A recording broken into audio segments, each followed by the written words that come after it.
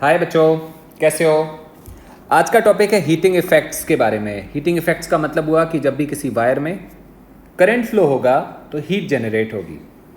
मतलब अगर हमारे पास वी हैव अ वायर और हम इसको कनेक्ट कर देते हैं किसी सेल या बैटरी के साथ, तो ड्यू टू पोटेंशियल डिफरेंस से करंट फ्लो होगा। और जब इसमें से करंट जाएगा तो क्या होगा कि इस वायर के अंदर इलेक्ट्रॉन एक्सेलरेट होंगे। मतलब अगर हम इसका ब्रॉड डायग्राम बनाएं, हम दिखा सकते हैं वायर ऐसे होगा और हमने ऐसे बैटरी लगा रखी है। सो एक्चुअली इलेक्ट्रॉन यहाँ से भागेंगे।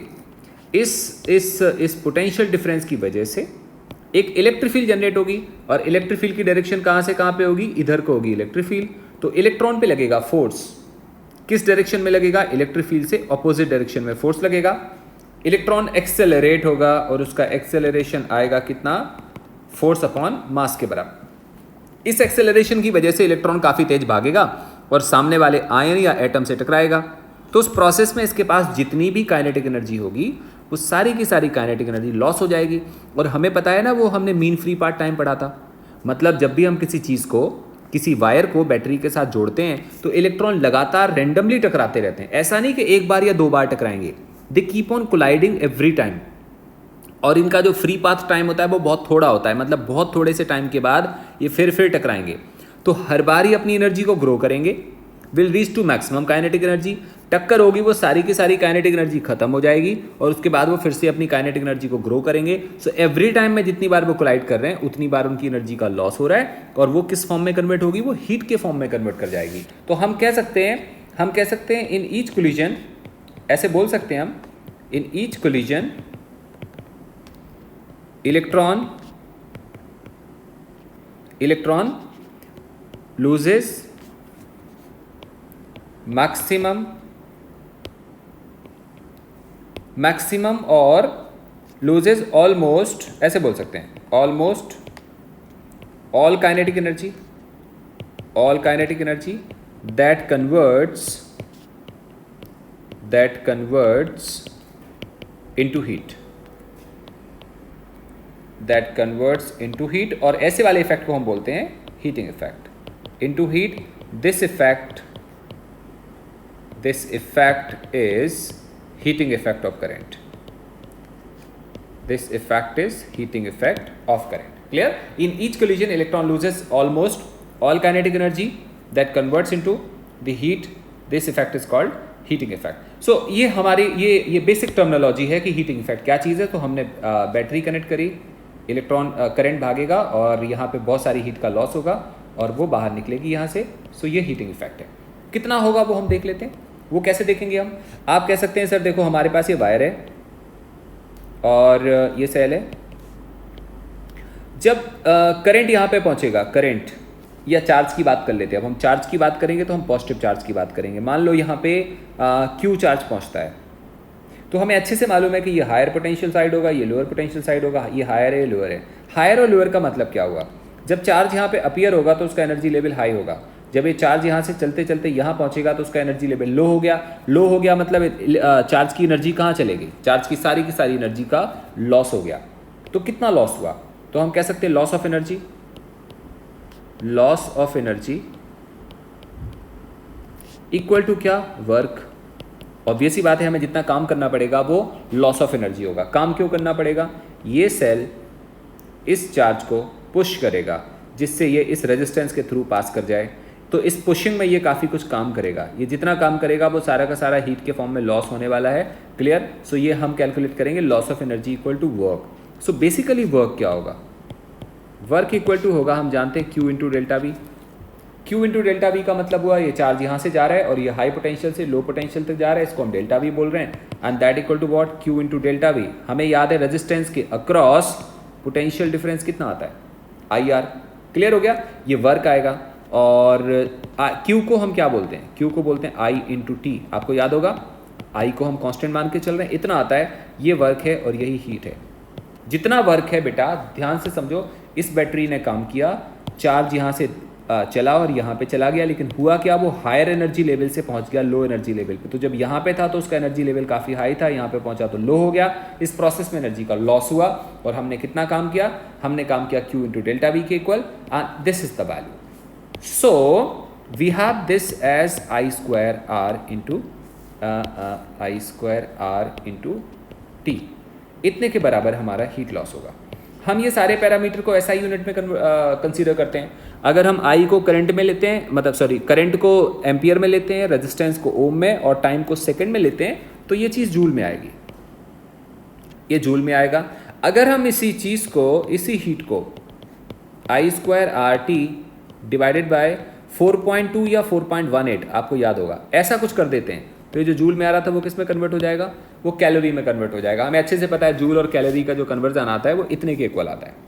एक और बात समझना, ये फॉर्मूला हीट का फॉर्मूला है जो लॉस हो रहा है रेजिस्टेंस के थ्रू, लेकिन ये फॉर्मूला किसके बीच में है, आई और आर के बीच में।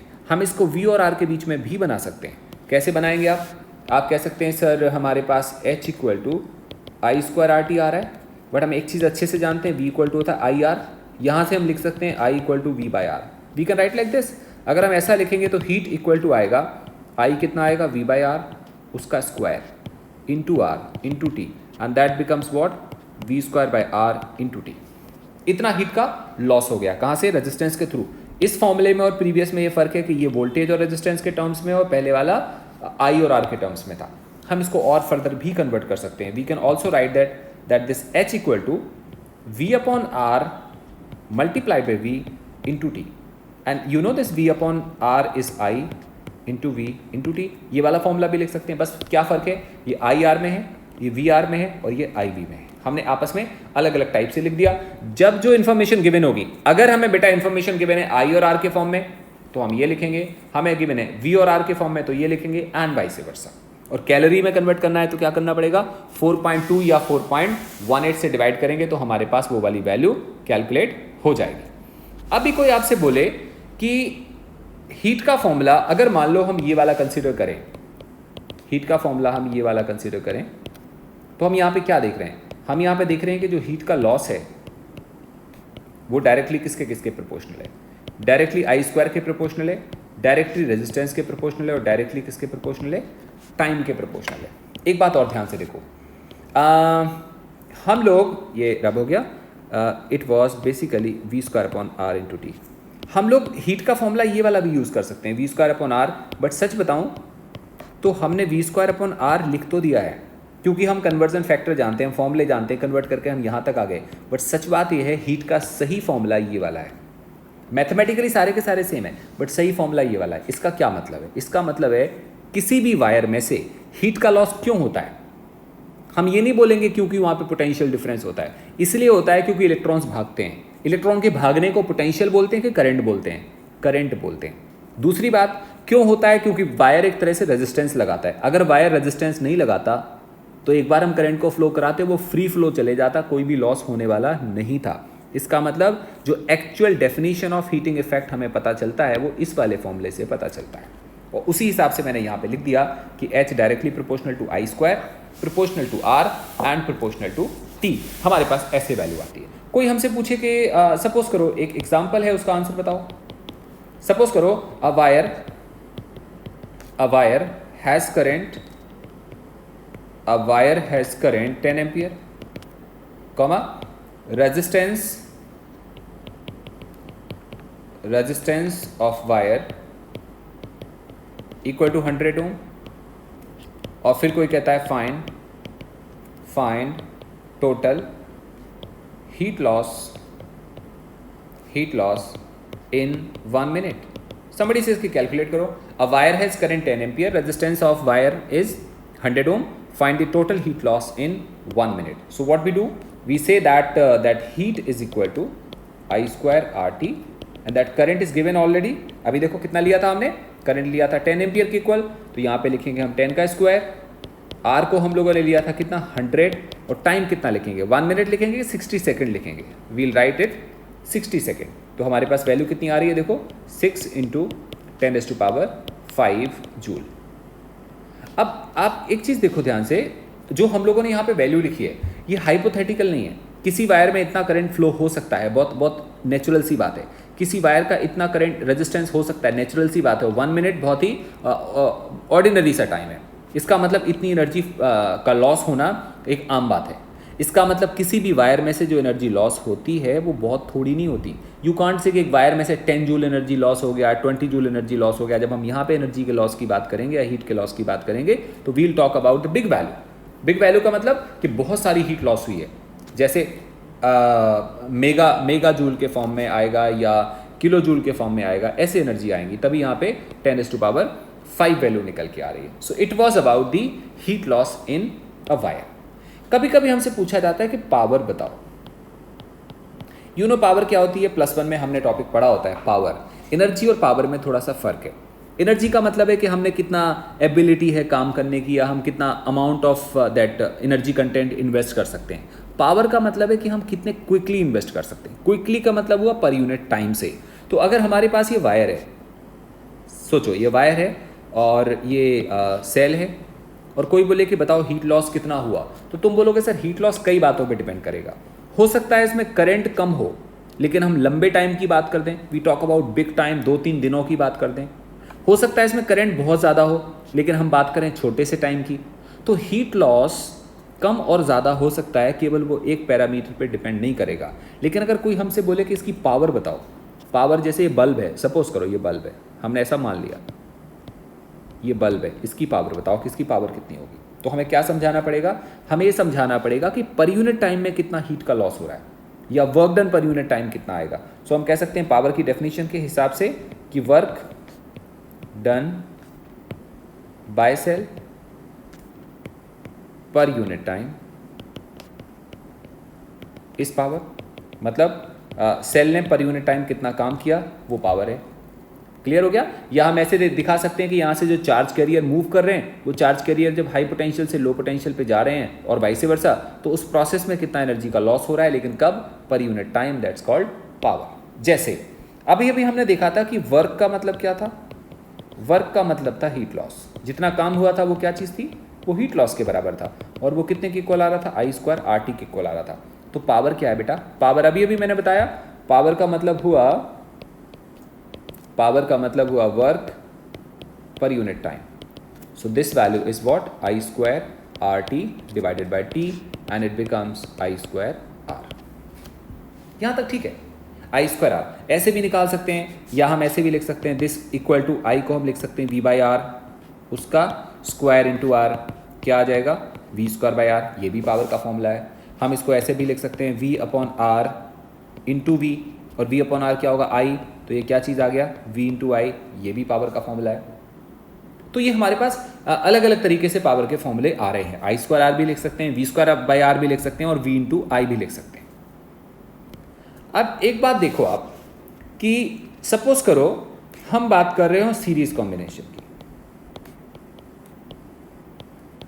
हम बात कर रहे हैं सीरीज कॉम्बिनेशन, और सीरीज कॉम्बिनेशन में बहुत सारे रेजिस्टेंस हैं जो एक के बाद एक कनेक्टेड है। देखो इतने सारे रेजिस्टेंस हैं, ऐसे कनेक्टेड है। This is R1, this is R2 and this is R3। और कोई तुमसे कहता है कि सर ये बताओ इनमें पावर का रेशो क्या आएगा।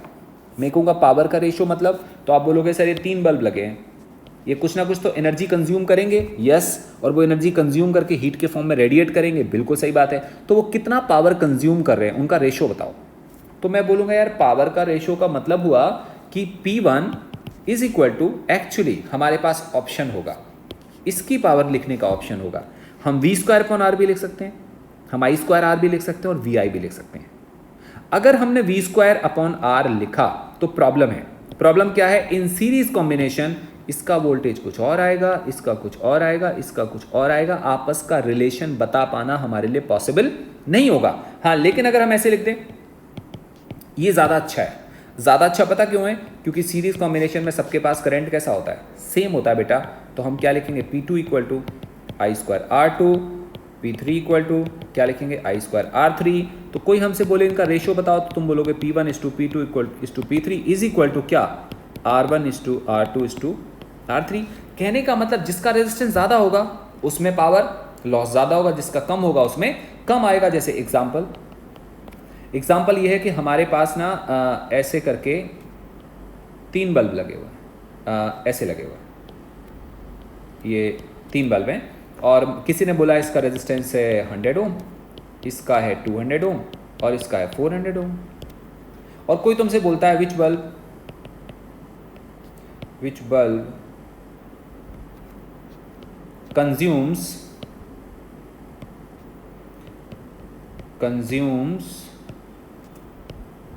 Maximum energy.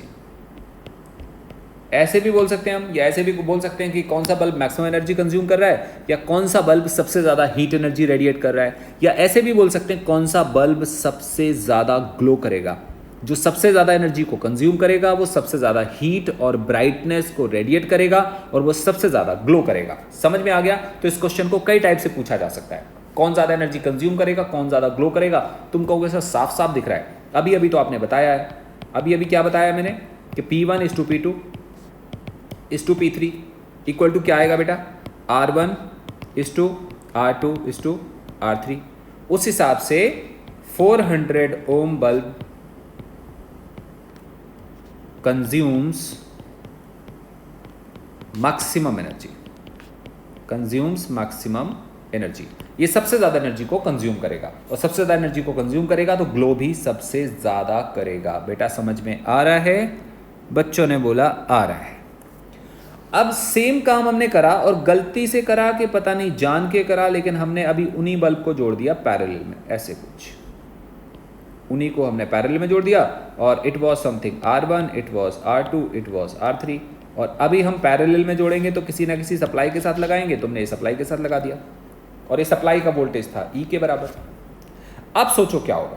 अब यहाँ से करंट चलेगा, यहाँ पे करंट पहुँचेगा, करंट यहाँ खड़ा होगा, बहुत देर तक सोचेगा, फिर क्या बोलेगा, एक काम करते हैं, यहाँ पे I1, यहाँ पे I2, यहाँ पे I3। अब मैं तुमसे बोलूँ बेटा कि इनमें पावर का रेशो बताओ, पावर का रेशो बताओ, तो तुम क्या बोलोगे?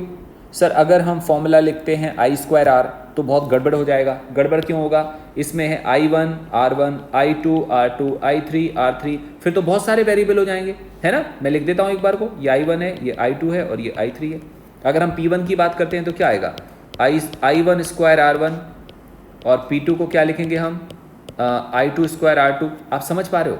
इसे हैंडल करना बहुत मुश्किल है। कारण है ना तो दोनों में करंट सेम है, ना रेजिस्टेंस सेम है, समझना बहुत मुश्किल है। ऐसा नहीं है कि गलत लिखा है, ये गलत नहीं लिखा है, इससे भी सही आंसर आएगा, लेकिन यहाँ से कुछ समझ में नहीं आ रहा। इसलिए एडवाइजेबल क्या है? एडवाइजेबल ये है कि सभी का वोल्टेज कितना आएगा। सोचो, सबके सब पैरेलल में कनेक्टेड है, सबका वोल्टेज कितना आएगा। तो अगर अच्छा ये होगा कि हम ये ना लिखें। मैं बार बार कह रहा हूँ ये गलत नहीं है, बट ये ना लिखें तो हम अपने टेंशन से बच जाएंगे, बहुत आराम से रिजल्ट निकल आएगा। तो अभी हम क्या कह सकते हैं, P1 is equal to E²/R1, आसान। P2 इक्वल टू कम से कम E²/R2, कम से कम एक चीज़ तो सब में सेम है ना। सो P3 इक्वल टू क्या आएगा, E²/R3। और कोई बोले सर रेशो बताओ, तो क्या आएगा, P1 is to P2 is to P3 is equal to क्या लिखेंगे हम, 1/R1 is to 1/R2 is to 1/R3। अब इधर हो गया गड़बड़ बहुत बड़ा। अगर तुम इस वाले चीज़ को इस वाली चीज़ से कंपेयर करो तो तुम्हें बहुत बड़ा गड़बड़ दिखाई देगा। कैसा? अगर हमने तीनों बल्ब को सीरीज में लगाया था तो वो बल्ब सबसे ज़्यादा ब्राइटनेस शो करेगा जिसका रेजिस्टेंस सबसे ज़्यादा होगा। लेकिन अगर उन्हीं तीन बल्ब को उठा के हमने पैरेलल में जोड़ दिया तो पता है वो क्या दिख रहा है आपको? दिख रहा है P1 is to P2 is to P3। उल्टा आ गया, देखो रिलेशन, उल्टा रिलेशन का बहुत बड़ा रिस्क हो गया। रिस्क पता क्या हो गया? जो सबसे ज़्यादा होगा, मान लो ये सबसे ज़्यादा है तो इसका रेशो सबसे ज़्यादा आएगा कि सबसे कम आएगा? अगर रेजिस्टेंस सबसे ज़्यादा है तो इसका जो रेशो आएगा वो सबसे कम आएगा, और जब रेशो जो इन्वर्स आएगा वो सबसे कम आएगा। अगर ये सबसे कम आएगा तो बेटा ब्राइटनेस सबसे कम आएगी। मतलब सीरीज कॉम्बिनेशन में जिसका रेजिस्टेंस सबसे ज़्यादा था वो सबसे ज़्यादा ब्राइटनेस दिखा रहा था क्योंकि उसकी पावर सबसे ज़्यादा थी। लेकिन पैरेलल कॉम्बिनेशन में जिसका रेजिस्टेंस सबसे ज़्यादा था उसका 1/R सबसे कम होगा तो उसकी पावर सबसे कम आएगी। इसका मतलब अगर तुमने बल्ब को पैरेलल में कनेक्ट करके रखा था, जैसे तुम उनको उठा के सीरीज में कनेक्ट करोगे उल्टा हो जाएगा। मतलब अगर पैरेलल कॉम्बिनेशन में 100 वॉट वाला बल्ब सबसे ज़्यादा ग्लो कर रहा था, हमारे पास 3 बल्ब थे, एक था 100, एक था 50, एक था 20, तो 100 वाला सबसे ज़्यादा ग्लो करेगा। उन्हीं को सीरीज में लगा दोगे तो रिवर्स हो जाएगा। मैं अभी आपको समझाता हूँ, बस आप थोड़ा सा बेसिक आइडिया समझ के चलो। मैं आपको एक एग्जाम्पल देता हूँ, आपको थोड़ा सा क्लियर हो जाएगा। एग्जाम्पल में मैं लिखता हूँ कुछ ऐसे there are two bulbs of resistance 100 ohm and 200 ohm. Full stop. These are connected in series, then in parallel. In series, then in parallel. Which bulb glows more in both cases? In both cases. बेटा question ध्यान से समझो, confuse बहुत ज़्यादा हो जाते हैं इसमें बच्चे. There are two bulbs of resistances 100 ohm and 200 ohm. These are connected in series, then in parallel. Which bulb glows more in both the cases? मतलब दोनों केसेस में कौन सबसे ज़्यादा ग्लो करता है. हम क्या करेंगे, हम सबसे पहले एक एक केस लेते हैं. एक केस ले लिया, एक केस के हिसाब से क्या बोलेंगे, आप बोलेंगे देखो सर ये दोनों सीरीज में कनेक्टेड है. मैं कहा ठीक है, तो सर एक काम करते हैं, ये 100 है. मैंने कहा बहुत अच्छी बात है. सर ये 200 है. मैंने कहा बहुत अच्छी बात है. इसमें करंट आ रहा होगा I, बिल्कुल सही है. तो इसमें भी कितना जाएगा I. तो अगर हम निकालते हैं P1 तो फॉर्मूला क्या आएगा, I स्क्वायर इंटू R. और हम निकालते हैं P2 तो कितना आएगा, I स्क्वायर इंटू R. और अगर रेशो निकालते हैं P2 अपॉन P1 तो हमें क्या मिलता है, हमें मिलता है 2/1. इससे क्या दिख रहा है, P2 ज़्यादा कि P1 ज़्यादा, हमें दिख रहा है P2 ज़्यादा. और P2 P1 से लगभग 2 टाइम्स है, 2 टाइम्स है इनफैक्ट, है ना. तो इसका मतलब हुआ ये ज़्यादा ग्लो करेगा, ये ग्लो क्या करेगा, ज़्यादा करेगा, है ना. इसका ग्लो ज़्यादा है और इसका ग्लो कैसा है, इसका ग्लो है थोड़ा कम है, लेस. कब की बात हो रही है, जो हमने सीरीज में लगाया. अब हमने कर दिया चेंज. ये था हमारे पास सेकंड केस. सेम बल्ब थे, एक को अब हमने पैरेलल में जोड़ दिया एक के, और दूसरे को भी इसके साथ में पैरेलल में लगा दिया. और अब ये 100 है और ये 200 है. लेकिन अब की बारी क्या है, अब की बार करंट सेम नहीं है. अब की बार क्या चीज़ है, अब की बार हमने लगा दिया वोल्टेज V. ये था 1, ये था 2. किसी ने बोला सर P1 बताओ. तुमने बोला देखो आसान यार, V square upon R1. P2 बताओ, P2 क्या आएगा, V स्क्वायर अपॉन 200. अच्छा, किसी ने बोला रेशियो निकालो, तो आपने निकाला P2 अपॉन P1. ध्यान से देखो बेटा कितना आएगा, P2 अपॉन P1 निकालोगे तो 1/2 आएगा. अब P2 अपॉन P1 1/2 आने का मतलब कौन छोटा कौन बड़ा, आंसर आएगा P2 छोटा P1 बड़ा. उल्टा देखो, पीछे देखो क्या हो रहा था, पीछे P2 ज़्यादा आ रहा था, अब कौन ज़्यादा आ रहा है, अब P1 ज़्यादा आ रहा है. इसका मतलब कौन ज़्यादा ग्लो करेगा, ये ग्लो करेगा ज़्यादा और ये ग्लो करेगा क्या, कम.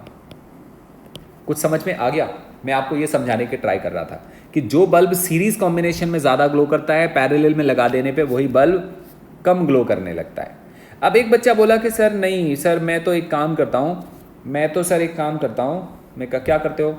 बोले सर देखो हमने इस वाले केस में फॉर्मूला लिखा था I स्क्वायर R. मैं कहा बहुत अच्छी बात है.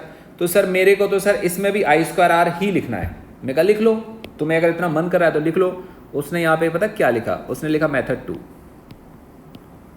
मैं कहा ठीक है. बोला सर मैं तो I स्क्वायर R ही लिखूंगा. मैंने कहा ठीक है, लेकिन बेटा I तो डिफरेंट आएगा ना. बोला हाँ सर आएगा, इसमें I1 आएगा, इसमें I2 आएगा. तो फिर मैंने कहा बताओ लिखो कैसे लिखोगे. बोला सर P1 को मैं लिखता हूँ मैं I1 स्क्वायर इंटू 100. मैं कहा बहुत अच्छी बात है. एक काम करो अब तुम I1 बताओ कितना आएगा. तो बोला सर I1 पता कितना आएगा, क्योंकि ये वोल्टेज V है और पैरेलल में कनेक्शन है. अगर ये V है तो इसका वोल्टेज भी तो V होगा, इसका भी V होगा, और इसका रेजिस्टेंस कितना 100. तो इसमें करंट कितना आएगा, तो इसमें करंट आएगा बेटा V अपॉन 100 का स्क्वायर. समझ में आ गया ना. बिकॉज वोल्टेज है 100, वोल्टेज है V के बराबर, रेजिस्टेंस है 100 के बराबर, तो इसमें करंट कितना आएगा, करंट आएगा V अपॉन 100 उसका स्क्वायर मल्टीप्लाइड बाय क्या लिखेंगे 100. आंसर कितना आएगा चेक करो, V स्क्वायर अपॉन 100. सेम ही तो आ रहा था, पहले भी सेम आ रहा था. देखो कोई बात नहीं है. दूसरा फिर बच्चा बोला सर अच्छा दूसरे में निकालता हूँ. मैंने कहा दूसरे में निकाल लो. सर दूसरे में निकालते हैं I2 स्क्वायर इंटू 200. मैंने कहा बहुत अच्छी बात है. अब I2 कैसे निकलेगा, ये वोल्टेज V, तो इसको भी कितना वोल्टेज मिलेगा V, तो इसका करंट कितना आएगा, इसका करंट आएगा ये वोल्टेज अपॉन 200। मैंने कहा बहुत अच्छी बात है, तो फिर P2 निकाले सर, मैं कहा निकालो I2 स्क्वायर का मतलब V अपॉन हाउ मच, 200 का स्क्वायर मल्टीप्लाइड बाय कितना 200, आंसर कितना आया, आंसर आया V स्क्वायर अपॉन 200। दोबारा निकालो P2 अपॉन P1, अभी भी आंसर कितना आ गया 1/2। मैं बताना क्या चाह रहा हूँ, सुन लो, ये टॉपिक बहुत आसान है लेकिन कंफ्यूजिंग बहुत ज़्यादा है। मैं बताना ये चाह रहा हूँ कि अगर हम पैरेलल कॉम्बिनेशन में फॉर्मूला I²R लगाएं तो भी आंसर सेम आता है, लेकिन इसमें टाइम ज़्यादा ख़राब होता है। ये तो फिर भी बेटा सिंपल है। अगर मैंने यहाँ 4-5 रेजिस्टेंसेस का उल्टा पुल्टा कॉम्बिनेशन दे दिया होता, कुछ सीरीज़ में होते कुछ पैरेलल में होते, और अगर हम लॉजिक नहीं लगाते तो आंसर निकालना हमारे लिए बहुत लंबा हो जाता। So we have to have कि अगर रेजिस्टेंसेस कनेक्टेड है पैरेलल में तो एडवाइजेबल ये है फॉर्मूला ये लगाओ, रेजिस्टेंसेस कनेक्टेड है सीरीज में तो फॉर्मूला I²R लगाओ। क्लियर हो गया, बहुत अच्छी बात है। तो हमें ये बात समझ में अभी आई है पावर के बारे में थोड़ी सी। अब हम बात करते हैं नेट पावर। नेट पावर, अभी नेट पावर से क्या मतलब है, नेट पावर से मतलब है कि हमारे पास बहुत सारे रेजिस्टेंस कनेक्टेड हैं ऐसे, और सीरीज में है, तो सीरीज में मैंने क्या बताया था, हम वोल्टेज नहीं देखते, क्या देखते हैं, current. R1 R2 R3। First वाले में कितनी पावर होगी, P1, क्या आएगा बेटा I²R1। सेकेंड वाले में P2 क्या आएगा I²R।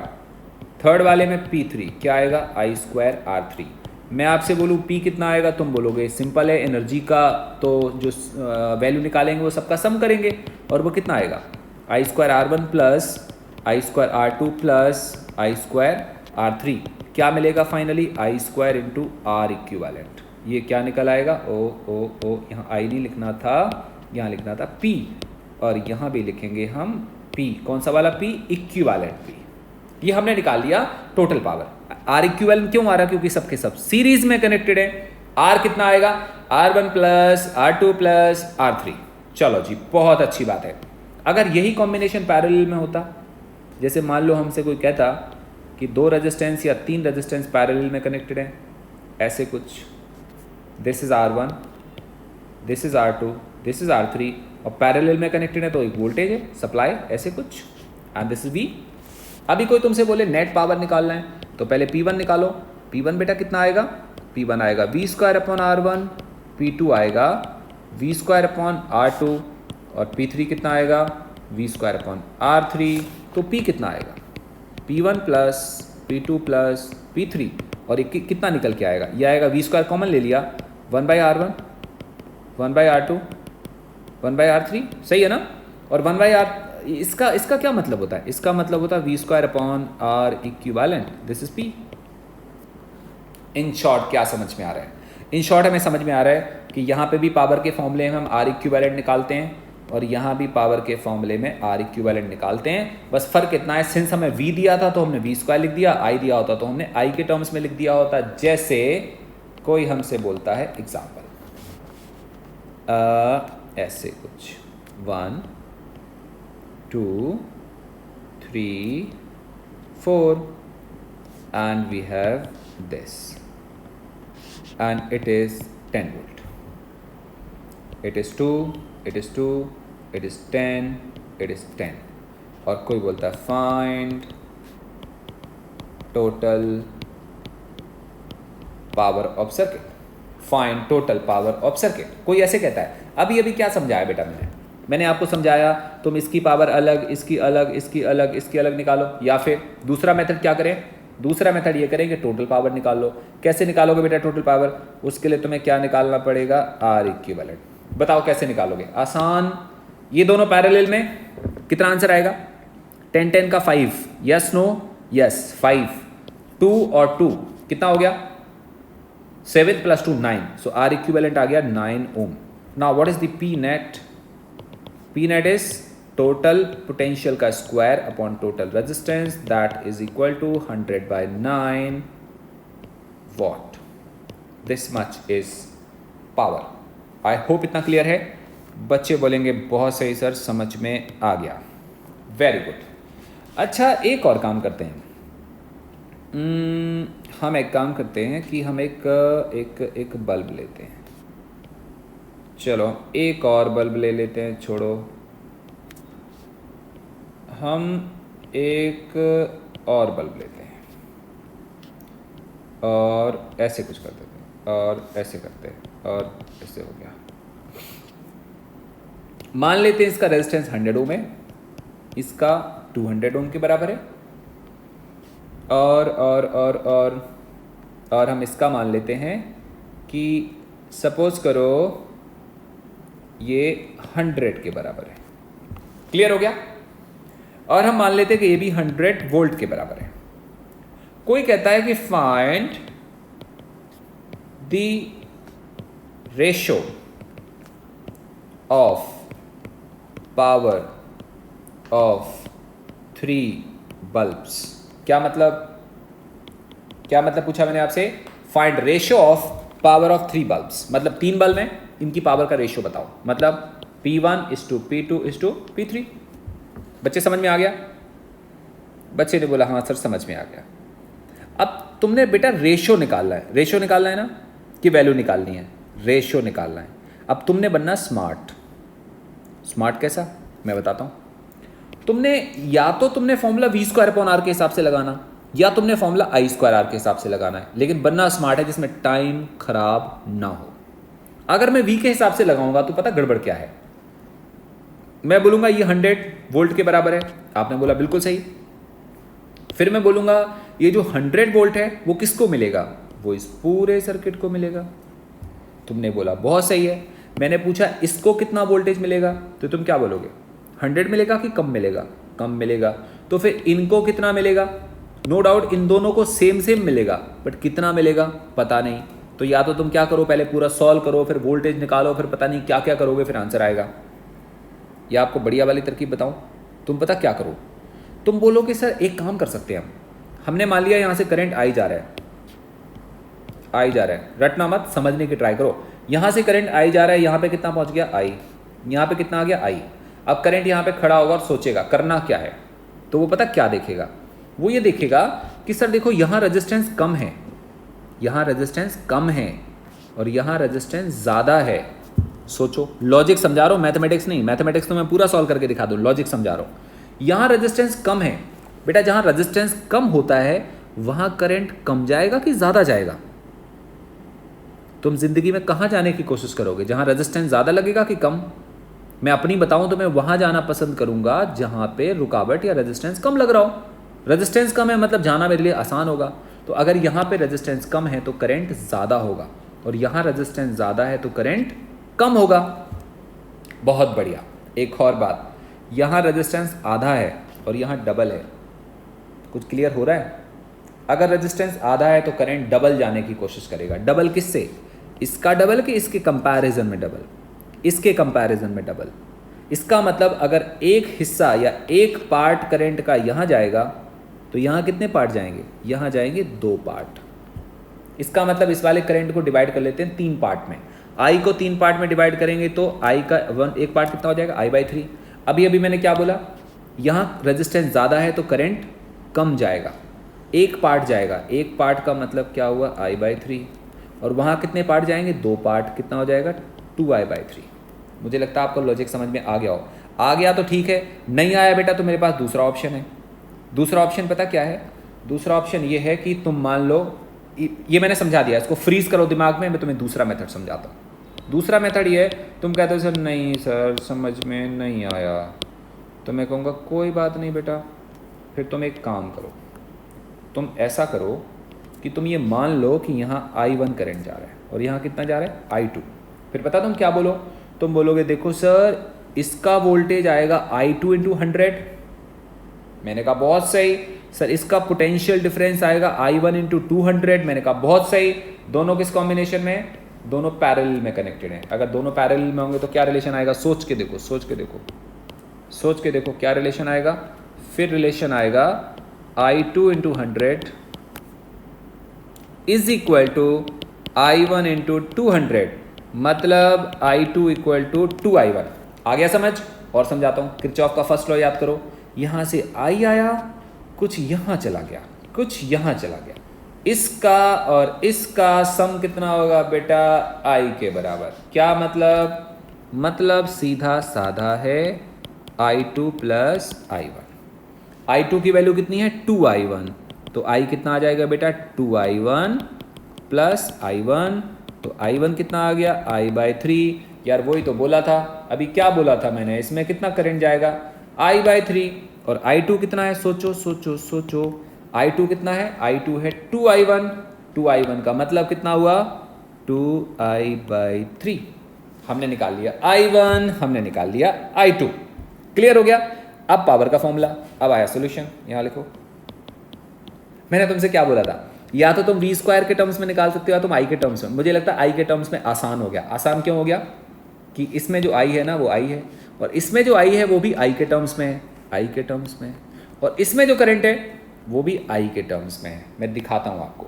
इसको हम नाम देते हैं 1, इसको नाम देते हैं 2, इसको नाम देते हैं 3, और अब मैं लिखता हूं P1 equal to I² into 100। अब मैं बात करता हूं 2 की। P2 इक्वल टू I कितना है I2, और I2 कितना है बेटा I2 है इतना, तो क्या रिलेशन आएगा, उसका रिलेशन आएगा 2 टाइम्स I/3 का स्क्वायर मल्टीप्लाइड बाय 100। क्या आपको समझ में आया? आंसर कितना आएगा बेटा 400/9 इंटू I²। बहुत अच्छी बात है। अब हम बात करेंगे P3, इसकी बात करेंगे। इसमें करंट कितना है I1 कितना आ रहा था I/3, और रेजिस्टेंस कितना है 200, तो we have P3 and that P3 equal to I/3 का स्क्वायर, ये क्या आ गया I² multiplied by this, that is 200 divided by 9 I²। फायदा पता क्या हुआ? फायदा ये हुआ, now each power is in terms of I and I, और वहां भी कितना लिखा था I। तो हम जब P1 is to P2 is to P3 करेंगे तो उसमें आएगा ये वाला फैक्टर, ये वाला फैक्टर, और वो वहां पे लिखा हुआ है। इसका मतलब हम क्या बोल सकते हैं, हम बोल सकते हैं P1 is to P2 is to P3 is equal to 100 I1 या 100 I² is to 400/9 I² is to 200/9 I²। आपको दोबारा से दिखाऊं, देख लो ध्यान से। इसमें लिखा था 100, इसमें लिखा था 400/9, और इसमें लिखा है ये। क्लियर हो गया? ये सारी वैल्यू कट गई, तो इसका आंसर कितना आएगा? इसका आंसर आएगा 1/4/9 इज टू 2/9। ये सही आंसर है। अगर तुम फिर भी नहीं चाहते तो 9 से मल्टीप्लाई कर दो। ऐसा कुछ करोगे तो क्या आएगा 9:4:2। This is the answer P1 is to P2 is to P3। कोई तुमसे बोलता सबसे ज़्यादा पावर कहाँ पे लॉस होगी, तो फर्स्ट बल्ब में। या कोई तुमसे ऐसे भी पूछ सकता था, पता, कोई तुमसे उल्टा क्वेश्चन पूछता, एक कॉम्पिटिटिव लेवल पे क्वेश्चन आ जाता ऐसा, और कोई तुमसे पूछता बताओ इनमें से कौन सा बल्ब सबसे ज़्यादा ग्लो करेगा, तो तुम्हारा दिमाग हो जाएगा कंफ्यूज। तुम बोलोगे सर इसका रेजिस्टेंस ज़्यादा है, शायद ये ज़्यादा करेगा, लेकिन ये ज़्यादा तो कर नहीं रहा। क्लियर? तो हमें क्या दिखाई दे रहा है, ये ज़्यादा कर रहा है। तो जो ज़्यादा पावर कंज्यूम करेगा वो ग्लो भी बहुत ज़्यादा करेगा। So P1 is to P2 is to P3 equal to 9:4:2। ये हमारा आंसर है। आई थिंक बेटा आपको क्लियर हो गया होगा। सो इट वॉज अबाउट, ये बहुत बढ़िया टॉपिक है। मैं एक और लेक्चर पढ़ाऊंगा इसमें, तो इसको बहुत अच्छे से पढ़ो और प्रैक्टिस करते रहो। थैंक यू सो मच बेटा, बाय बाय।